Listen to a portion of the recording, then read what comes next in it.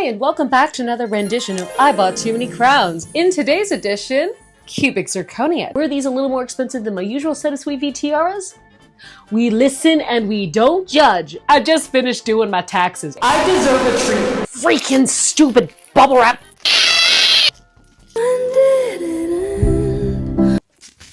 All right, first one. My Edwardian tiara. Today's a good day. The pearl detailing is the showstopper, and she is the reason why I'm alive and well today. To be fair, this thing is leading straight into the 1920s. It's in that era of going right from the teens, very Titanic era. On to the next one. All right, next one.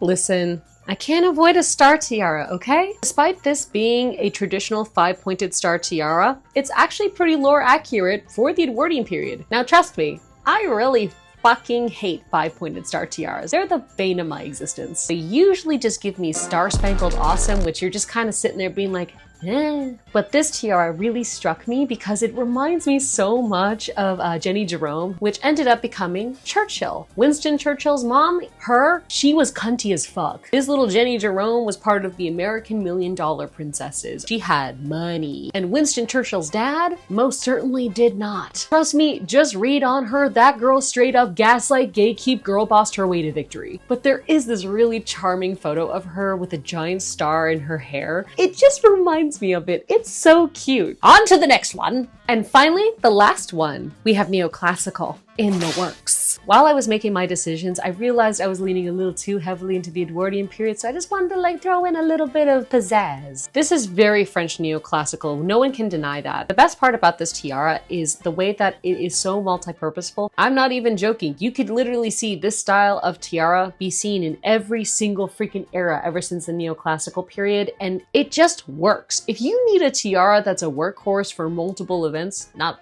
that I think a lot of people need a tiara for multiple events, but still, this actually does that. And the best part is that it's low enough that it could even register more like a headband. Granted, a really, really sparkly headband, but it's got breathability. It's got room for multiple styles of events, if you know what I mean. However, the one thing I will say is that it does have a very strict cutoff. So in my humble opinion, this one, you gotta do updos. Sorry, there's a caveat for a lot of things. You can't have it all sometimes. Now, I do apologize. These are the only 3 that I could procure. The royal treasury was screaming at me. But with that, I love these. And again, the cubic zirconia just means that these have a really long survivability. And I love this new variation. This is beautiful. She's an absolute manga. But guys, I hope you all have yourself a wonderful rest of your day.